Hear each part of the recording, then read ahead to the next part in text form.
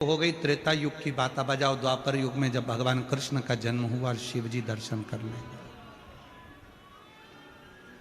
श्री कृष्ण के दर्शन करने चले सदा शिव गोकुल में।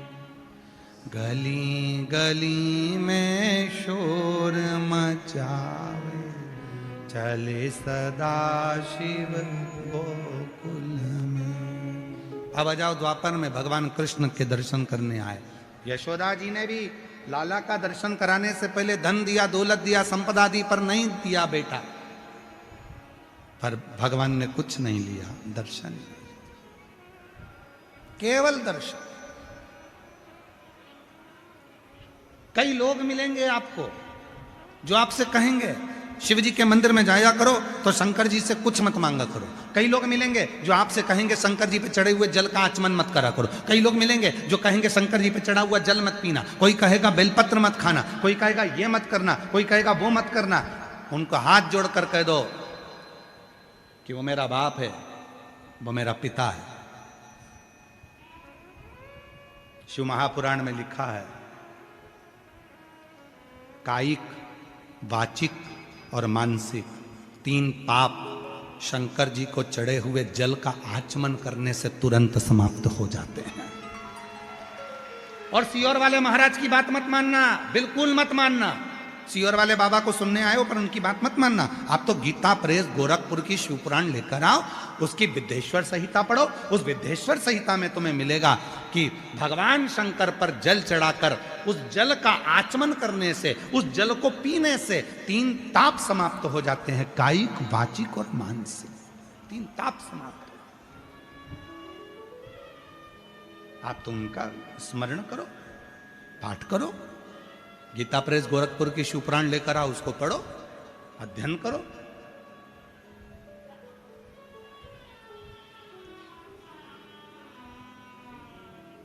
जरूरी नहीं है कि तुम हमारी बात मानो, बिल्कुल मत मानो। आप तो पढ़ो, अध्ययन करो, स्मरण करे।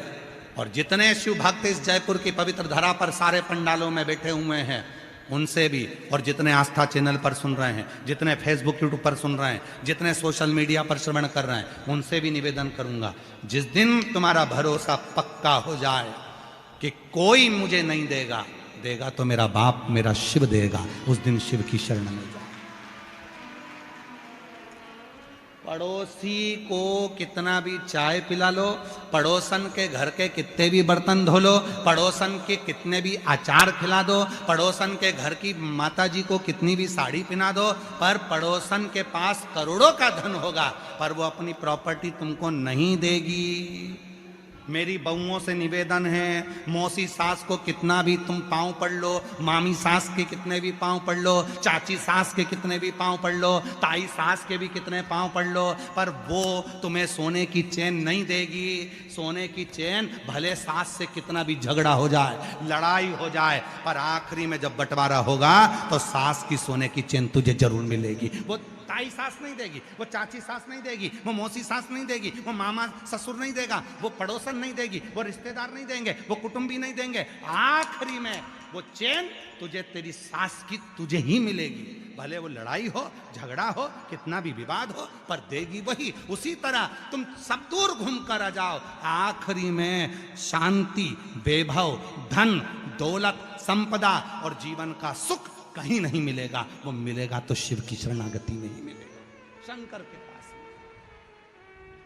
तुम पूछो मत पूछो, तुम जल चढ़ाओ मत चढ़ाओ, तुम श्री शिवाय नमस्तुभ्यम बोलो मत बोलो, तुम पंचाक्षर और नमः शिवाय बोलो मत बोलो, तुम ओम नमः शिवाय षडक्षर बोलो मत बोलो, पर आखिरी में पाला उसी से पड़ेगा। अंत समय प्रभु आना, अंत में पाला उसी से पड़ने वाला, किसी दूसरे से पाला नहीं पड़ेगा,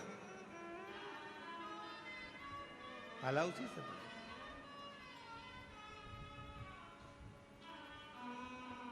वही और मैंने तेरे ही भरोसे, अंत में उसी से बाबा तेरे ही भरोसे हवा विच उड़ती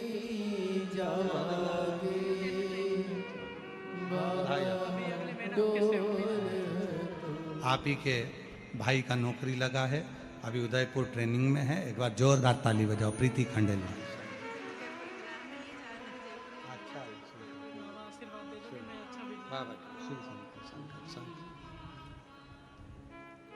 जो जैसी भावना लाया वो वैसा ही फल नहीं, खाली उसे लौटाया वो मन ही मन हर्ष, और कर दिया माला माल काशी वाले, लुटा दिया भंडार काशी वाले। उस पे आश्रित हो, आश्रित। आप तो राजस्थान के हो,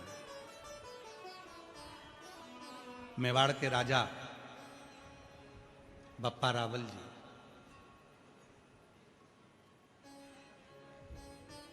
जिन्होंने एकलिंग जी की स्थापना करवाई। आप राजस्थान के हो,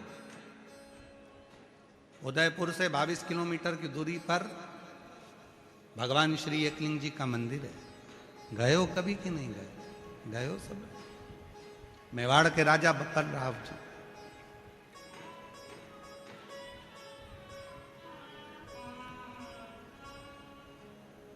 ध्यान देना, जब मेवाड़ पर आक्रमण हुआ, वहां के महाराज ने अपने पुत्र बप्पा रावल जी को एक गुरु के पास में वन में भेज दिया। बप्पा रावल जी वन में चले गए, छोटे थे, वहीं पर शस्त्र विद्या, वहीं शास्त्र विद्या, सारी विद्या उन्होंने वहीं ग्रहण कर। एक दिन गुरु जी के मुख से निकल गया,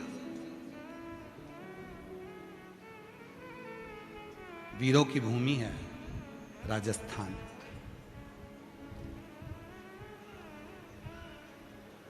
यहां की भूमि का जल ही ऐसा है कि यहां का बच्चा हो चाहे बूढ़ा हो, वो वीरों की ही मौत मरता है। उसमें वीरता का गुण होता है। वीरों की भूमि है राजस्थान। बप्पा रावल जी छोटी सी अवस्था थी, 7-9 वर्ष की, और रावल जी, बप्पा रावल ने वन में अपने गुरु के मुख से सुन लिया। गुरु जी बोले कि जब व्यक्ति बहुत संघर्ष करता है और उसको कोई लक्ष्य नहीं मिलता, तब वो शिव की शरणागति ग्रहण करे। ये बप्पा रावल जी ने अपने गुरु के मुख से सुन लिया, शिव की शरणागति ग्रहण करे।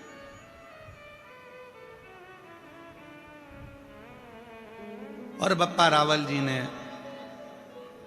शिव शरणागति का वो भाव सुन लिया, धारण कर लिया। एक दिन बप्पा रावल जी जब छोटे थे, पहुंच गए वन में, गुरु जी से कहा, आज गाय मैं चराऊंगा। ठीक है, चले जाओ। बप्पा रावल जी गाय चराने के लिए गए। शिव की साधना में ऐसे डूब गए कि उनके गुरु उनको ढूंढने के लिए निकले। गुरु ढूंढे और गुरु जी ने उनको ढूंढा। बप्पा रावल जी तो तप में लीन थे। शिव पुराण में हम वर्णन करें बप्पा रावल जी का चरित्र, तो शिव के भक्त के रूप में उनका चरित्र का वर्णन करूं। बप्पा रावल जी जब शिव से साधना करते थे तो शिव उनके सामने आकर बात करते थे। मेवाड़ के वो राजा, एक दिन शिव जी ने कहा बप्पा रावल से, ये पूरा मेवाड़ मैं तुम्हें देता हूं। बप्पा रावल जी ने कहा, दुश्मनों ने आक्रमण कर कर अपना बना रखा है, कैसे मिलेगा? बप्पा रावल जी से शिव जी कहते हैं, तो तलवार उठा, तलवार तेरे हाथ में होगी, बल शिव का होगा, और याद रखना हारने नहीं दूंगा। पूरी दुनिया का एक राजा बप्पा रावल जी एक ऐसे थे जिन्होंने अपनी लाइफ में, अपनी जिंदगी में कोई युद्ध नहीं हारा था और धर्म के लिए आगे बढ़कर लड़ते थे। केवल एक केवल एक।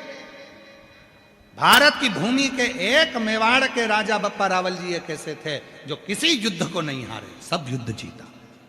और उनसे पूछा गया, जब उनके बच्चे बड़े हुए और उनको सिंहासन देने का समय आया, तो बप्पा रावल जी ने कहा, "अरे सुनो, याद रखना कि इस मेवाड़ का राजा यदि कोई है तो वो एक लिंग जी स्वयं शिव हैं, और हम तो केवल उनके सेवक हैं, केवल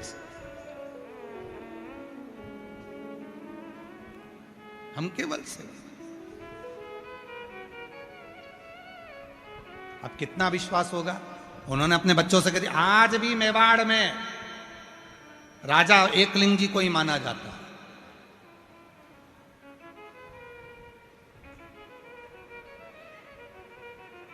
कितने भक्त होंगे बप्पा रावल जी, जिस समय पर प्राण छोड़ने का समय आया तो शिव की साधना करते करते शिव में ही समा गए। शंकर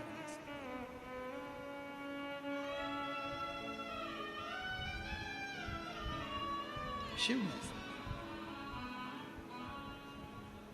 फूलों की कलियों में, काशी की गलियों में, फूलों की कलियों में, काशी की गलियों में, तेरे बिना कुछ कहीं ना, तेरे बिना भी क्या जीना, ओ शंभू रे, तेरे बिना भी क्या जीना, ओ बाबा रे, तेरे बिना भी क्या जीना। फूलों की कलियों में, काशी की गलियों में, फूलों की कलियों में, काशी की गलियों में, तेरे बिना कुछ कहीं ना, तेरे बिना भी क्या जीना, ओ बाबा रे, तेरे बिना भी क्या जीना। बप्पा रावल जी शिव को अपना सर्वस्व छोड़ देते हैं। शिव को सर्वस्व दे देना, संपूर्ण जीवन शिव को दे देना। और हुआ क्या, जब हम अपना पूरा सर्वस्व शंकर भगवान को दे देते हैं तो शिव जी उसको स्वीकार कर कर उस घर का संचालन शिव करते हैं। हम आपको बोलते हैं, अपने घर के दरवाजे पर श्री शिवाय नमस्तुभ्यम का एक स्टिकर चिपका दो, पेन से लिख दो श्री शिवाय नमस्तुभ्यम अपने घर के दरवाजे पर। यह घर मेरा नहीं है, यह स्वयं देवाधिदेव महादेव का है। उस घर के अंदर यदि कोई तकलीफ भी आने वाली होगी तो दरवाजे पर श्री शिवाय नमस्तुभ्यम देखकर वापस लौट जाएगी, खुशियां उसमें प्रवेश करें। शिव के आश्रित। कौशल्या जी से कहा, कौशल्या जी भगवान शंकर जी से कहती हैं, बाबा तुम्हें जो चाहिए, हीरा मोती रतन माणिक जो चाहिए तुम ले लो। श्री कृष्ण के दर्शन करने चले सदा शिव गो। भगवान कृष्ण के दर्शन करने के लिए आए। शिव जी ने कहा कुछ नहीं चाहिए, केवल लाला का दर्शन। दर्शन करा, दर्शन करने के बाद लाला को जब कौशल्या जी ने अंदर पलने में सुला दिया, कौशल्या जी हाथ जोड़कर खड़ी हो गई बाबा के सामने। बाबा मेरे बच्चे का भाग्य बता दो, भविष्य बता दो, उनका भाग्य बताओ। शंकर भगवान बोले, मैं किसी की किस्मत नहीं बताता, बस मेरा काम है किस्मत बताने का नहीं, भाग्य बताने का नहीं, मेरा काम है किस्मत बनाने का, भाग्य बनाने। मैं बताता नहीं हूं। कई लोग हमारे पास भी आते हैं, हमसे भी कहते हैं, क्यों बाबा जी तुम इतनी कथा करते हो, तुम इतने उपाय बताते हो, लोगों का इतना फायदा होता है, क्या तुम किसी का, हमारे बेटे का भाग्य बता दोगे, हमारे बच्चे की किस्मत?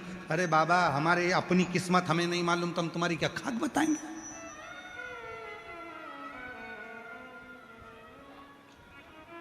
अगली घड़ी अगला पल क्या होने वाला है किसको मालूम?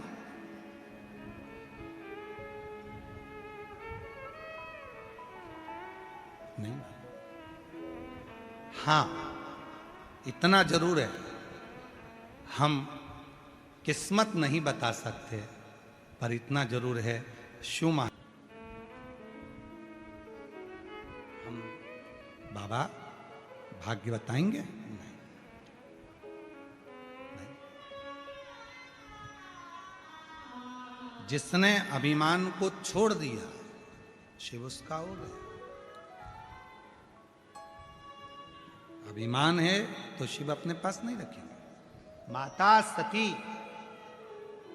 दक्ष प्रजापति के घर में जब 60 कन्याओं का जन्म हो गया, दक्ष प्रजापति के घर में जब बेटियों का जन्म हो गया, जन्म होने के बाद भी दक्ष प्रजापति माँ दुर्गा भवानी से, शेरावाली से, माँ जगत जननी से, माँ दुर्गा भवानी से, माँ आद्य शक्ति से तप कर कर साधना कर कर वर मांगते हैं। तो माँ आद्य शक्ति दुर्गा ने पूछा, बता दक्ष प्रजापति तुझे क्या चाहिए? दक्ष प्रजापति कहते हैं कि मेरे घर में एक बेटी का और जन्म हो जाए, और वो बेटी कोई दूसरी नहीं चाहिए। दक्ष प्रजापति कहते तुम मेरे घर में बेटी बनकर आओ, तुम मेरे घर में बेटी बनकर आओ। मां जगत जननी दुर्गा भवानी ने हंसा, मुस्कुराई मां आद्य शक्ति, और हंसकर बोली, रे दक्ष प्रजापति, मैं तेरे घर में बेटी बनकर आ भी जाऊंगी तो तू मुझे समझ नहीं सकता है, तू मुझे समझेगा नहीं, तू मुझे जानेगा नहीं। क्यों? क्योंकि मैं जिस जगह पर अहंकार रहता है वहां टिकती नहीं हूं, और अहंकार के बस होकर मैं रह नहीं सकती। शिव को अभी अभिमान पसंद नहीं है, और मुझे भी अभिमान पसंद नहीं, मैं नहीं रह सकता। नहीं नहीं मां, आप आओ मेरे घर में।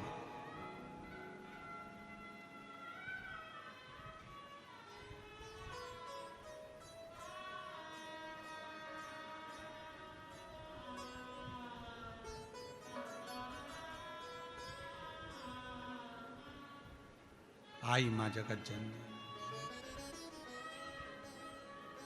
दक्ष प्रजापति के घर में जन्म।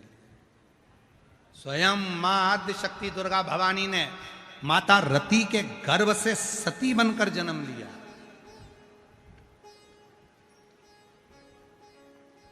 माता प्रसूति के गर्भ से स्वयं सती बनकर जन्म लिया, और मां प्रसूति के गर्भ से जब सती बनकर जन्म लिया, यह कोई साधारण नहीं है। माता प्रसूति स्वयं शिव साधना में रहती थी, जिनके घर में मां आद्य शक्ति का जन्म हुआ, प्रकट हुई, बड़ी हुई। विवाह का विचार आया कि सती का विवाह किससे करा जाए, तो किसी ने दक्ष प्रजापति से कह दिया वो शिव जी की साधना करती है, वो भगवान